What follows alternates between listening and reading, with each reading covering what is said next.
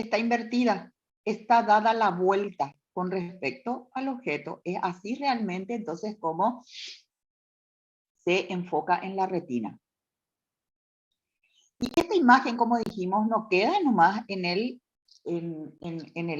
ojo, tiene que viajar, ¿verdad? Y llegar al cerebro. ¿Y qué pasa en el cerebro?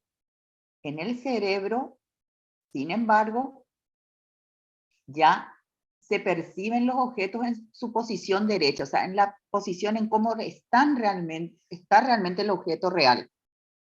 A pesar de que en la retina haya estado invertida.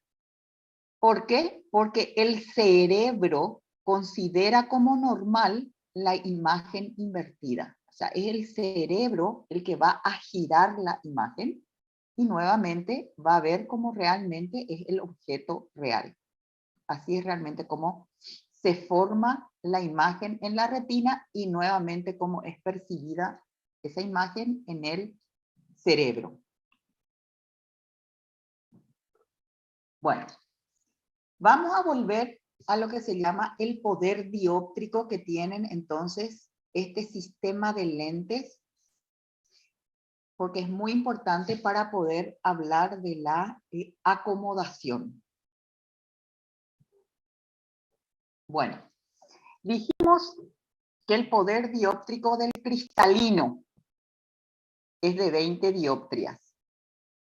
Sin embargo, de todo el sistema de lentes, cuando está relajado el cristalino, es de 59 dioptrias. Ya nos dijo eso. Por otro lado, rememorar que el cristalino puede cambiar su curvatura, aumentando su curvatura o disminuyendo, ¿verdad? Pero en realidad aumentando y después volviendo a la posición en que estaba en relajación, que es cuando está viendo el objeto lejano. Y a eso se le llama, a ese aumento de la curvatura que puede sufrir el cristalino por señales que reciba del encéfalo, se le llama acomodación. Estos números que ustedes ven acá abajo no son dioptrias, son los índices de refracción, porque recuerden que decía que cada uno de estos 4 sistemas de lentes actúan refractando. Entonces, estos números que ven acá son los índices de refracción. Y esto entonces es el poder dióptrico total. Bueno, y acá vamos a ir entendiendo. La acomodación es muy importante que comprendamos el mecanismo. Bueno, ya sabemos que vamos a estar hablando del cristalino, que para que haya acomodación, nos decía, este cristalino puede aumentar su curvatura, es decir, estar más convexo. Bueno, y vamos a recordar entonces que el cristalino se fija a quiénes, porque es una estructura sola y no está flotando, y si está flotando se va a estar moviendo adelante, atrás, según cómo se esté moviendo la cabeza. Y no, se queda en su posición porque hay ligamentos suspensorios que fijan radialmente, entonces se fijan al cristalino por un extremo y por otro hacia la parte exterior, hacia el globo ocular. Ahí hay como le fija. Este cristalino mirando desde arriba, que es lo que estamos viendo, una parte del cristalino, ¿verdad? Y estas son los ligamentos suspensorios, que serían estos los ligamentos suspensorios. Por fuera de los ligamentos suspensorios están los músculos ciliares que forman parte del cuerpo ciliar, que es lo que vemos acá. ¿Se ubican? Bueno, entonces, ¿para qué nos sirve esta otra visión?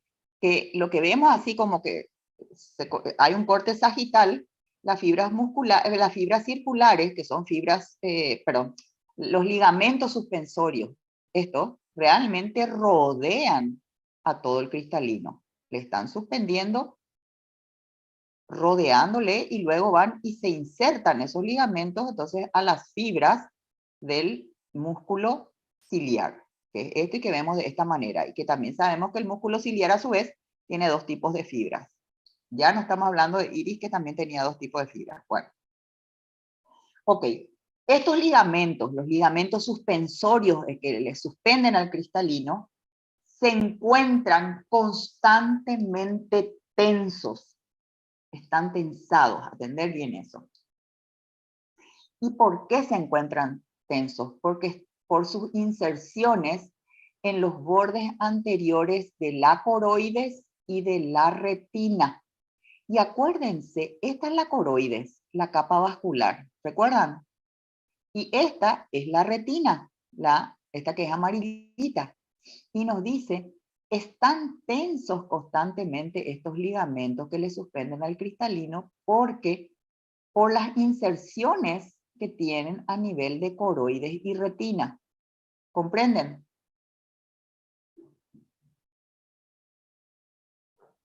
Sí, profe. Bueno, esto es normalmente así. Y entonces por el hecho de que está constantemente tenso, están tensos estos ligamentos, el cristalino está relativamente plano, nos dicen. No está muy convexo. Si el ojo está en condiciones normales. ¿Y qué quiere decir en condiciones normales? Que está viendo visión lejana.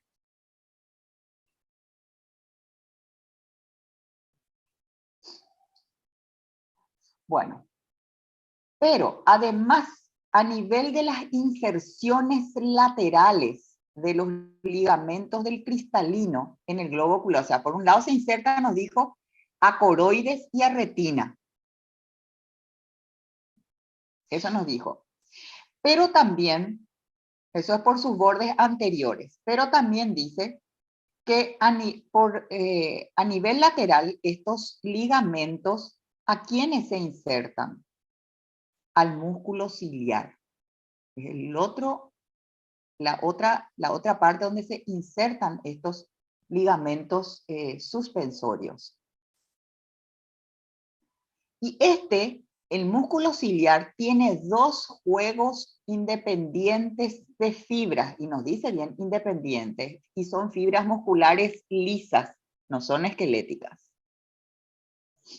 Están las fibras meridionales, que son estas alargadas, y están las fibras circulares, a las que también se insertan entonces estas fibras, estos ligamentos suspensorios. Las fibras meridionales, que son estas alargadas, se extienden desde el extremo periférico de los ligamentos suspensorios hasta la unión esclerocorneal. Y este es el extremo periférico de los ligamentos suspensorios. Esta es la periferia, esta es la parte interna. ¿Hasta dónde? Entonces, hasta la unión esclerocorneal. Hasta aquí, este es el trayecto entonces que se extienden las fibras meridionales. ¿Me van comprendiendo? Sí, profe. Bueno. Cuando estos músculos ciliares, sean fibras meridionales o sean fibras circulares, se contraen. Normalmente no están contraídos, es lo que nos está diciendo, entonces se encuentra, decía, aplanado el cristalino. Ahora, ¿qué pasa cuando estos músculos se contraen del músculo ciliar? Arrastran estas inserciones periféricas de los ligamentos del cristalino en sentido medial hacia los bordes de la córnea. Y al contraerse entonces estos músculos y hacer lo que nos dice, relaja la tensión que hay sobre el cristalino. Se relajan estas fibras, estos ligamentos suspensorios, que a su vez entonces hacen que se relaje la tensión que hay sobre el propio cristalino. Y vamos a ver acá esto. Entonces, mirando acá, se contraen los músculos ciliares, que son esto que acaba de decirnos. Al contraerse, se relajan estos ligamentos Y al relajarse los ligamentos también hace que se relaje la tensión que hay sobre el cristalino. Entonces el cristalino que estaba más aplanado se vuelve más convexo. ¿Entendieron eso? Bueno, y entonces ahí ocurre lo que es eso, así es como ocurre la acomodación. Normalmente está como está acá el cristalino. Nos decía que como están constantemente tensos estos ligamentos suspensorios, que son estos, entonces, ¿cómo está el cristalino? Relativamente plano. Pero si se contraen los músculos ciliares, van a relajar a los ligamentos suspensorios, se relajan los ligamentos suspensorios, disminuye la tensión que hay sobre el cristalino, porque vamos a ver que el cristalino tiene una cápsula. Entonces, acá vemos se relaja, se afloja también la tensión que hay sobre la cápsula del cristalino, entonces el cristalino adopta una forma más convexa. ¿Me siguieron hasta ahí? Sí, profe.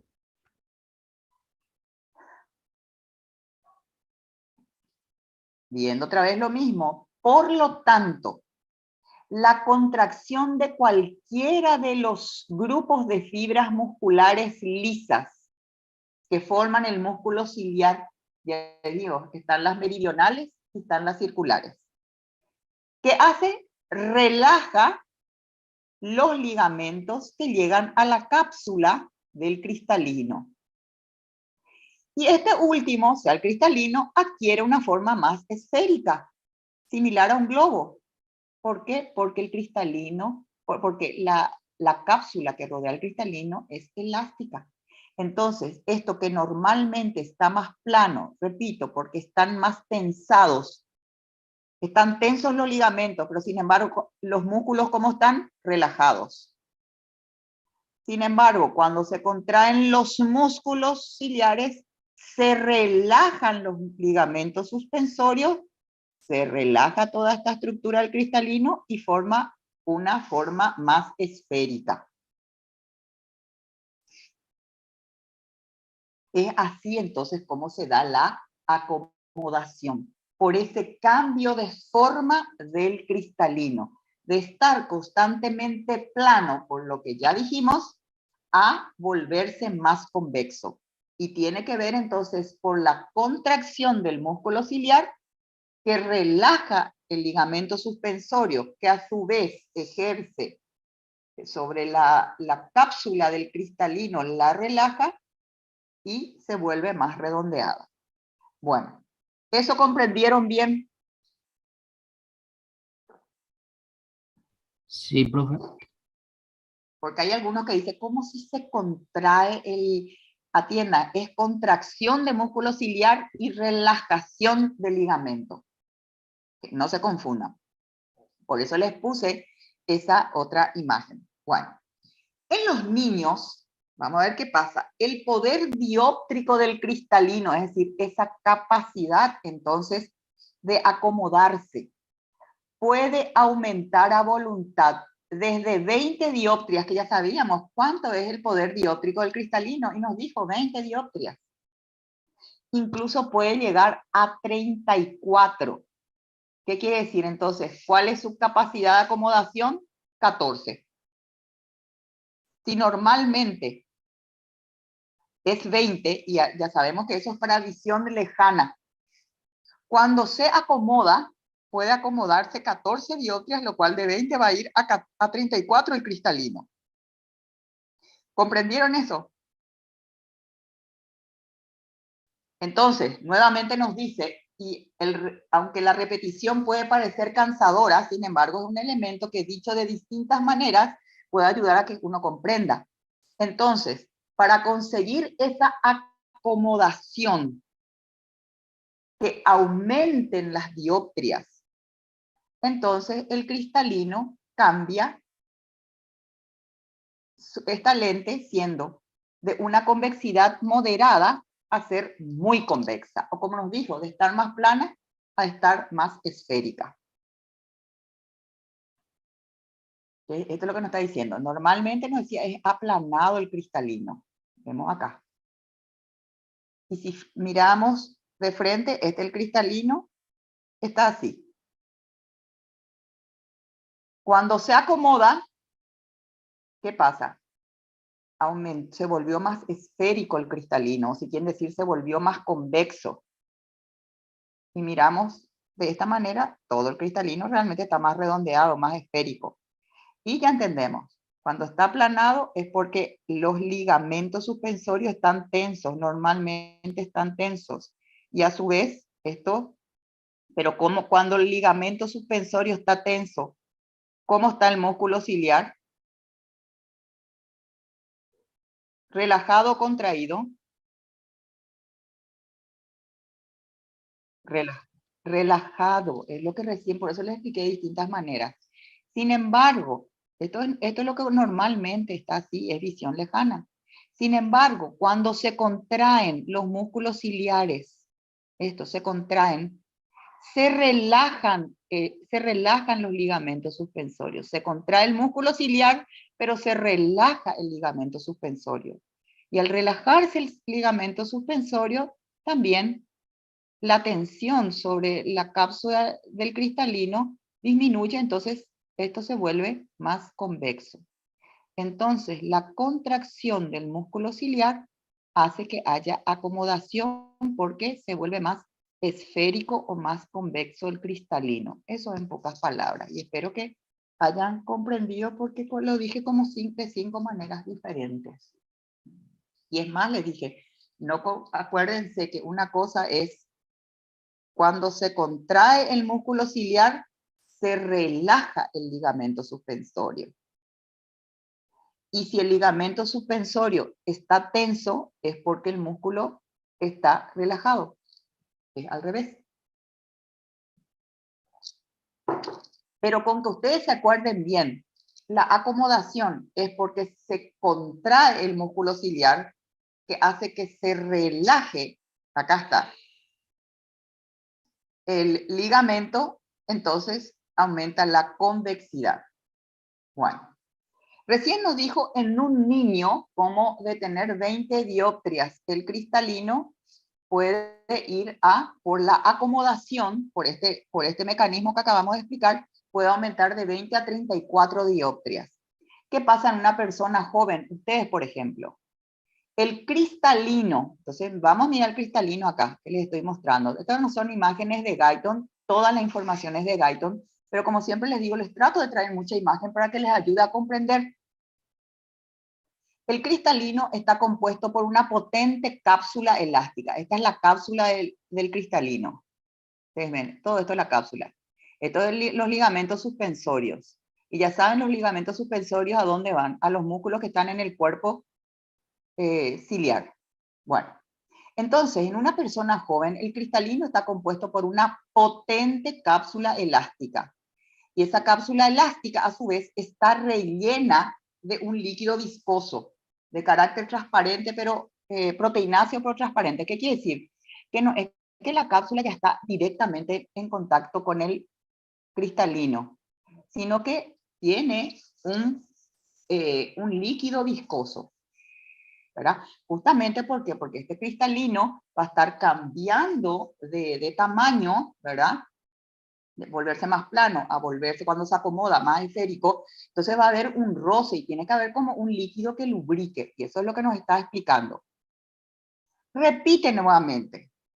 Cuando se encuentra en estado de relajación, sin ninguna tensión sobre la cápsula, que es esto, cuando estos ligamentos suspensorios están relajados, pero están relajados porque el músculo ciliar se contrajo, adopta, acá parecen todos flojitos, por eso los ligamentos, adopta una forma casi esférica debido básicamente a la retracción elástica de este elemento. O sea, en los jóvenes también ocurre la acomodación sin problema, así como en los niños nos está diciendo.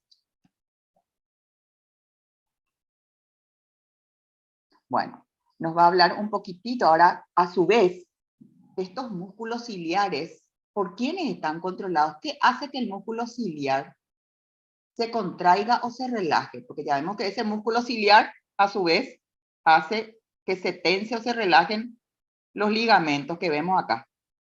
O si quieren acá, el músculo ciliar hace que se tense y se relaje el ligamento y que influye sobre la forma del cristalino. Entonces, ¿qué hace que se contraiga o no el músculo ciliar? Y acá nos dice, el músculo ciliar, que es este, nuevamente, ¿dónde está el músculo ciliar? En el cuerpo ciliar, con sus fibras meridionales y sus fibras circulares. Está controlado casi en su integridad por señales nerviosas parasimpáticas, que están transmitidas hacia el ojo. ¿Y de dónde vienen esas señales nerviosas parasimpáticas hasta el ojo? Nos dice desde el núcleo del tercer par en el tronco del encéfalo, a través del nervio. Entonces, ¿qué quiere decir? El sistema nervioso central es el que le controla al músculo ciliar. ¿Y a través de qué? Nos vuelve a repetir, nos vuelve a decir, del parasimpático.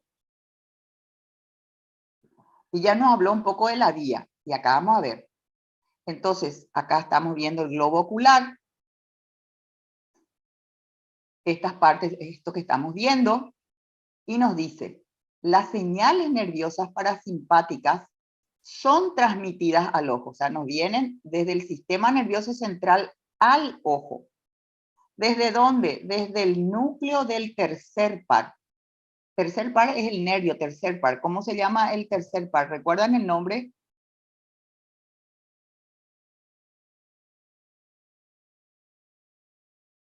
Motor ocular común no era aductor. Sí, sí, muy bien. Bueno, entonces nos dice, a través de ese tercer par craneal, que viene de dónde? Del núcleo del tercer par, llega esa señal parasimpática, ¿hasta dónde? Hasta el músculo ciliar. El que acá viene. ¿Y dónde están esos núcleos? En el tronco del encéfalo. Vemos que no está en el cerebro, está en el tronco. Y nuevamente, ¿tronco qué es? Mesencéfalo, protuberancia, bulbo, que ya aprendimos también. De allí vienen entonces esas señales parasimpáticas que llegan a través del tercer par hasta el músculo ciliar. Y nos dice, por lo tanto, si nos acaba de decir cómo se produce la acomodación por lo que pasaba por la contracción del músculo ciliar, en concreto, la acomodación está controlada por nervios simpáticos. ¿Comprendido? Sí, profe. Bueno, para comprender más, yo les traje, fíjense, para que no meter la pata, fíjense qué capítulo es este. 52, profe. Exacto, sin embargo, yo les voy a explicar bien para que comprendan, miren, Gaiton. Entonces, ¿qué es lo que les voy a mostrar? No les voy a hablar de todo el parasimpático, sino la parte del parasimpático que tiene que ver con el ojo, para tener esa visión y no perdernos. Bueno, entonces, si bien esto ya entendimos bien, ok, acá les voy a completar nomás. El sistema nervioso parasimpático, que es todo esto que vemos acá, todo esto que está en azul acá, todo es el parasimpático, fíjense, todo esto es parasimpático. Y esta es columna cervical, columna torácica, todo es torácica, lumbar y sacra. Y al final estamos viendo que el parasimpático, en realidad, esto es cervical, esto es vulvoprotuberancia, perdón, esto es vulvoprotuberancia, esto es columna cervical. Entonces vemos que si nos va a hablar del parasimpático, vulvoprotuberancia salen, miren, y después a nivel sacro. Y nosotros recién hablamos de esto, ¿Se están ubicando? Bueno, pero esto les va a ayudar a recordar un poquitito también lo que recién estuvimos hablando de las cuestiones gustativas. Bueno, el sistema nervioso parasimpático está representado en esta figura donde se observa que las fibras parasimpáticas, que son las azules que les dije, salen del sistema nervioso central a través de qué pares. El tercer par, que es lo que acabamos de hablar, que tiene que ver con lo que estamos hablando. Pero también las fibras parasimpáticas salen con el séptimo, que es el facial, recuerdan ustedes, todo lo que estuvimos hablando recién, glándulas sublinguales, parótidas. Después también salen del sistema nervioso central a través del noveno par, que es el glosofaringio, y miren hacia dónde va, cuando hablamos de la parte óptica. Salen también el parasimpático a través del vago, que es el décimo. ¿Y a dónde va? Espérenme un segundito, por favor, por favor. Hola.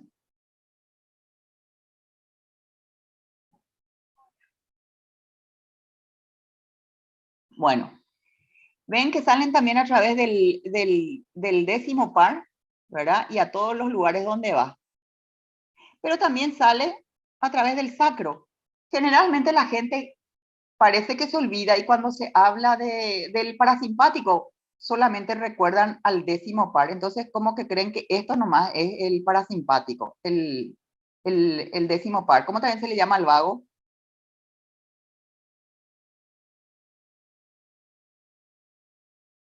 ¿Recuerdan el otro nombre del décimo par? Neumo.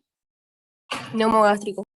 Bueno, entonces para que ustedes tengan todo esto es parasimpático, todo esto que ven en azul y dónde sale. Y nosotros estamos hablando de esta partecita nomás que tiene que ver con los músculos ciliares, pero también tiene que ver, nos dice de alguna manera, con el esfínter de la pupila. Bueno, ok. Las fibras parasimpáticas del tercer par craneal, que es este, llegan ¿a dónde?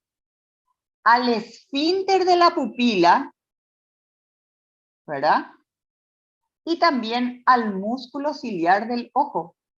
Para que la pupila se contraiga, ¿cuáles son los músculos que tienen que estar contrayéndose o no? ¿Dónde están esos músculos? En el iris, ¿recuerdan? Que yo les dije constantemente, una cosa son los músculos del iris y otros son los músculos del cuerpo ciliar, les dije. Bueno, acá entonces para que estén viendo, después lo que les dije, el séptimo par, esto ya no les voy a hablar, yo lo que quería era ponerles en contexto lo que acá acaba de decir. Esto, ¿de dónde sale? Para que se den cuenta, entonces, es esto mismo. El sistema nervioso les agrega un poquitito más, nomás parasimpático. Tiene neuronas preganglionares, que son está el ganglio, hacen sinapsis, y ahí vienen las fibras postganglionares, que son después de la sinapsis. Entonces, así son las que llegan al ojo. Exclusivamente a qué parte, que nos está diciendo el parasimpático, a los músculos ciliares y al esfínter de la pupila, porque vimos que del ojo también está saliendo de la retina otro nervio, ese es el nervio óptico, no confundamos. Esto estábamos hablando del parasimpático y a dónde va a parar. ¿Y por qué? Porque hablamos de la acomodación, de eso que dijimos, que el cristalino cambia su forma de ser más plana, se acomoda y se vuelve más convexa o más esférica. Bueno, ok.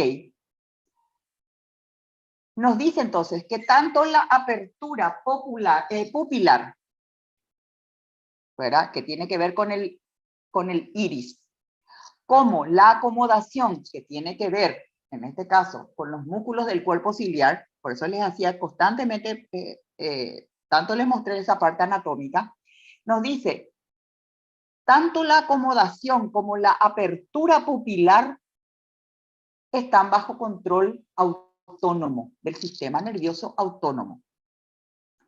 Por lo tanto, el ojo está inervado por fibras nerviosas simpáticas y parasimpáticas. Recién vimos lo de las fibras parasimpáticas.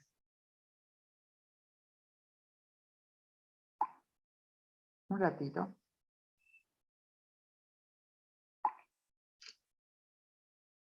Bueno, las fibras preganglionares simpáticas. Acá vemos las fibras, fíjense, nos va a hablar de las fibras preganglionares parasimpáticas, nos dice, como ya sabemos, nacen aquí en el núcleo de Edinger-Westphal. Y del núcleo, que es esto, que es el núcleo del tercer par, que es lo que ya vimos. A continuación, viajan en el tercer par hasta el ganglio ciliar, ¿sí? Y que se halla justo detrás del ojo. En este punto, los axones preganglionares hacen sinapsis, ¿verdad?, en el ganglio, con las neuronas parasimpáticas que hay allí también, postganglionares, y allí siguen su trayecto, o sea, envían sus fibras hasta llegar al globo ocular a través de los nervios ciliares. Y esos nervios ciliares, ¿a dónde van? Al músculo ciliar, que ya hablamos, que controla el enfoque del cristalino o la acomodación, y también van al esfínter del iris, que contrae la pupila. Entonces, a esos dos sistemas musculares va. A los músculos ciliares para la acomodación o enfoque del cristalino, que va a hacer que se enfoque a visión cercana, y van a los músculos del iris, que son los que contraen la pupila. ¿Hasta ahí me siguen?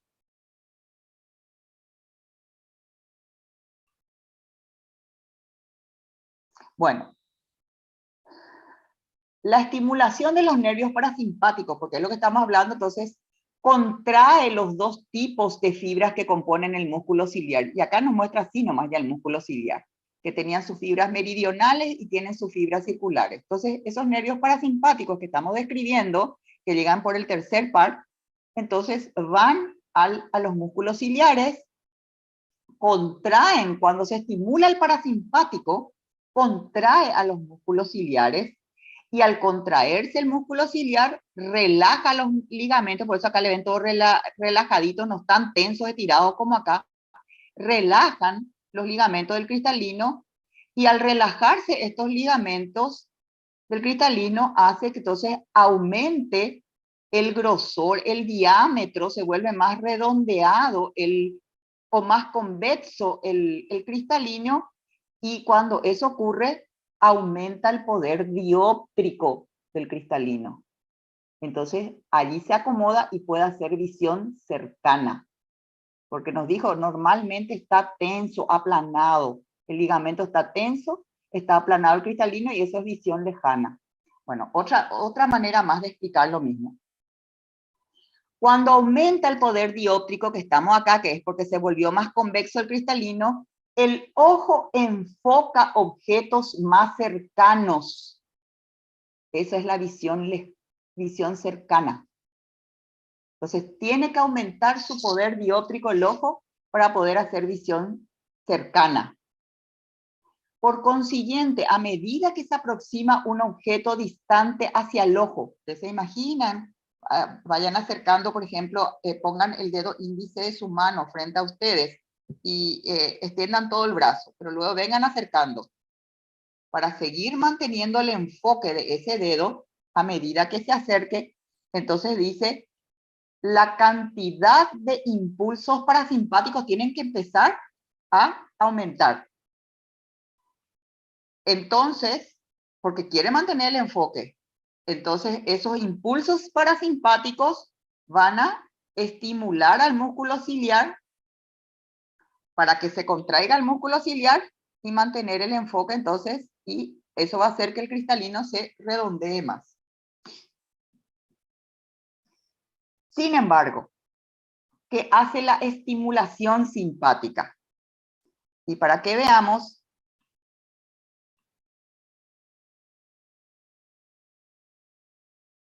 ¿Por dónde llega la estimulación simpática? Acá vemos.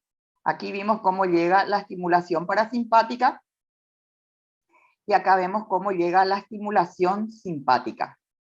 ¿Ven acá? El tronco del simpático cervical, en cambio, está acá. Están los segmentos torácicos superiores de la médula. Esto está en el tronco del encéfalo y estos están los segmentos torácicos superiores de la médula. Y ven el viaje, van por el tronco simpático cervical, llegan hacia el ganglio cervical superior, pasan por el plexo carotidio y ahí llegan. Este es el camino que sigue entonces la cadena simpática. Bueno, la cadena simpática del ojo, entonces se originan las células del asta, acá le tienen al asta, intermedio lateral, a nivel del primer segmento torácico de la médula espinal. De allí las fibras simpáticas penetran en la cadena simpática y ascienden hacia el ganglio cervical superior, donde realizan sinapsis. Acá vemos la sinapsis, acá recién está, con las neuronas postganglionares. Las fibras simpáticas postganglionares siguen a continuación desde aquí a lo largo de la superficie de la arteria carótida y de otras arterias cada vez más pequeñas que llegan hasta el ojo. En el ojo inervan, o sea, el simpático, ¿qué inerva? Las fibras radiales del iris. Estas eran las fibras radiales de los músculos del iris, que no es lo mismo los músculos del cuerpo ciliar, vuelvo a repetir. Y cuando las fibras radiales son estimuladas por el simpático, ¿qué pasa? La pupila se dilata. ¿Comprendido? Sí, profe. Sin embargo, el parasimpático, acá, cuando llega también al iris, pero a las fibras circulares, llega el parasimpático acá, del iris, les contrae. La estimulación del parasimpático, entonces contrae las fibras de los músculos circulares del iris y ahí se disminuye el diámetro de la pupila. El simpático también va a los músculos del iris, pero ¿a qué parte? A las fibras radiales. Y cuando le estimula, ¿qué pasa? Se contraen estas fibras radiales y la pupila se dilata. Acá ven, este es para contracción de la pupila por este mecanismo y el simpático dilata la pupila porque van a los músculos radiales. ¿Comprendieron eso? Sí, profe.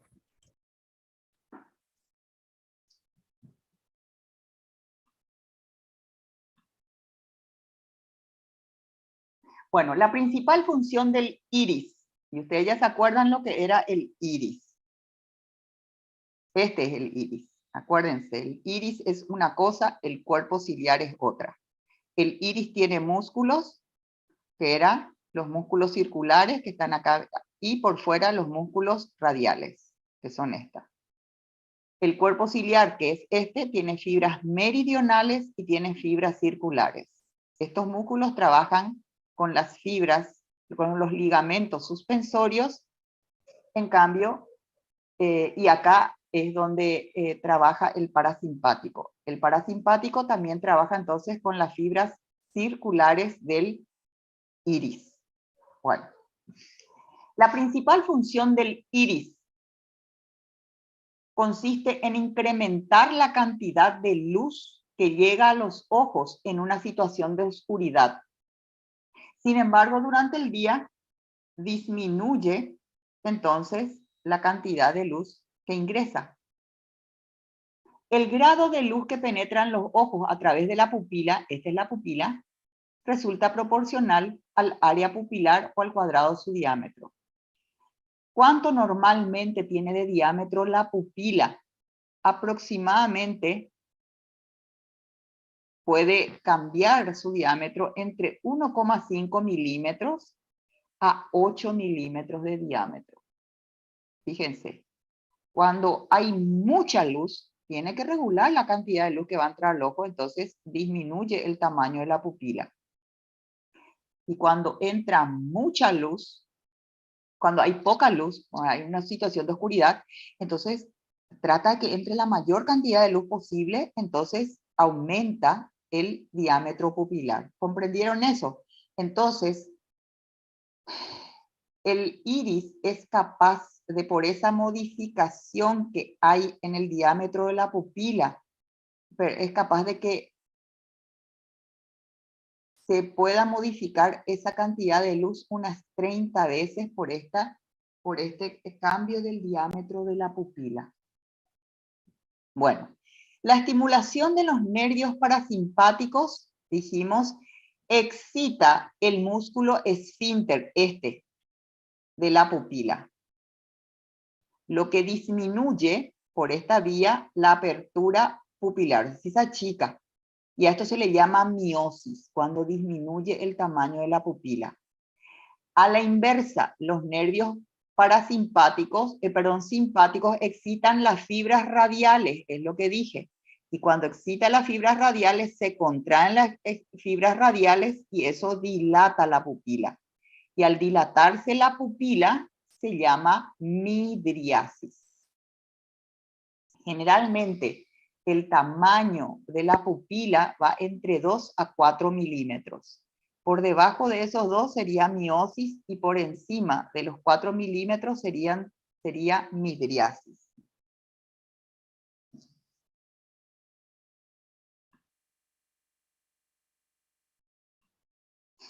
Bueno.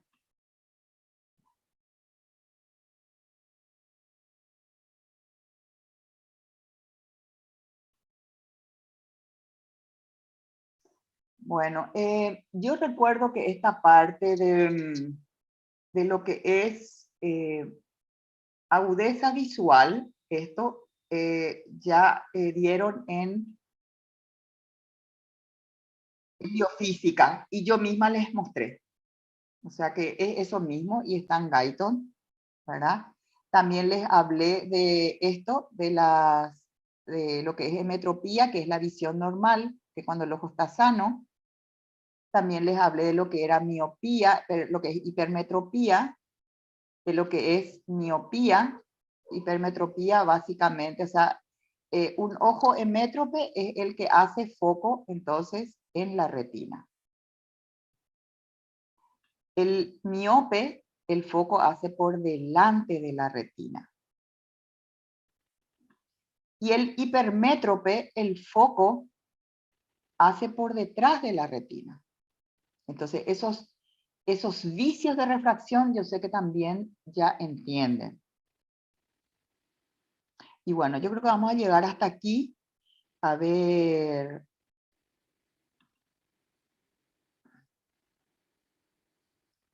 También ya hemos hablado en biofísica, miren eso, y está en Guyton, no es nada nuevo, pero las imágenes, lo único mi aporte es que les di más imágenes para que entiendan. Las capas de la retina, que yo recuerdo haber mostrado todas esas capas de la retina. Y bueno, y completar lo que falta ya con la lectura. Y hasta aquí vamos a llegar.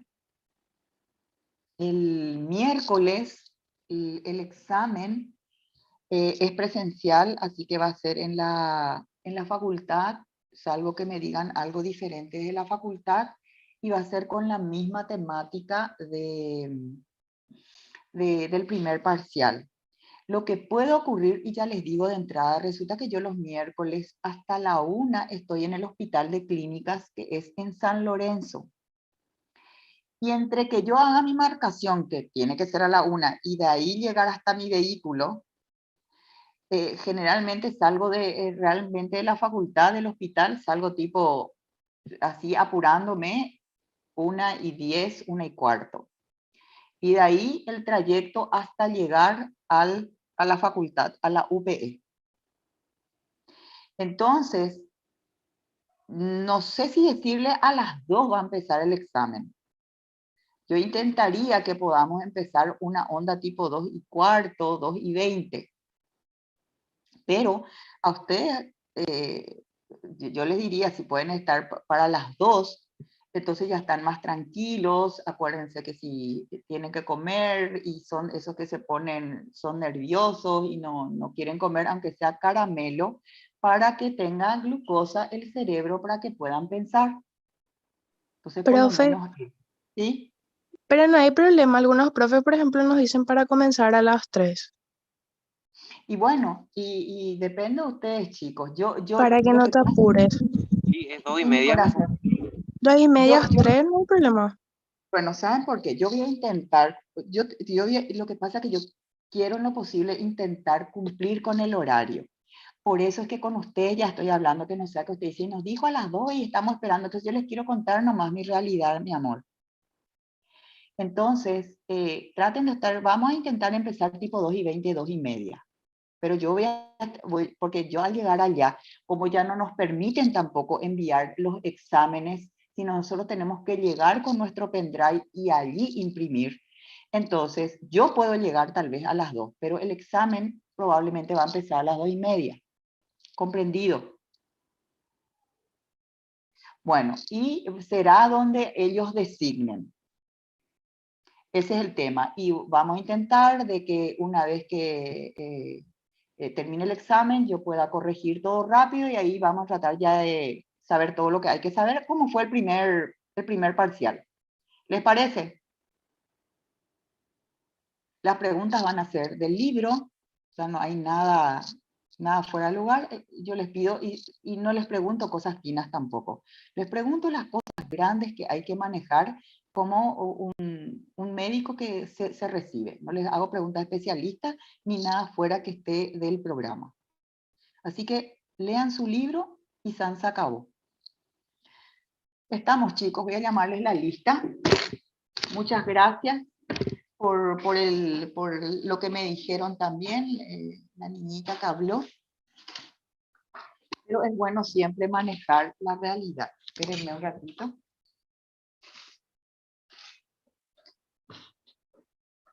Uy, uy, uy.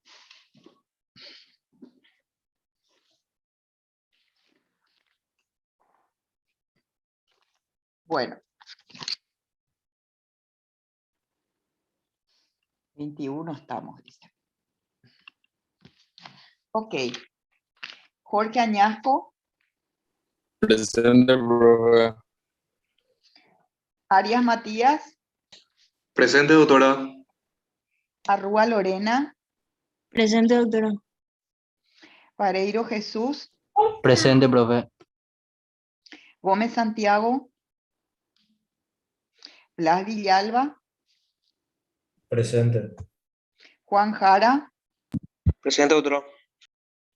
Duarte Osvaldo, Presente, doctora. Angelina Medina, Presente. Iván Chena, Presente. Sol Moraes,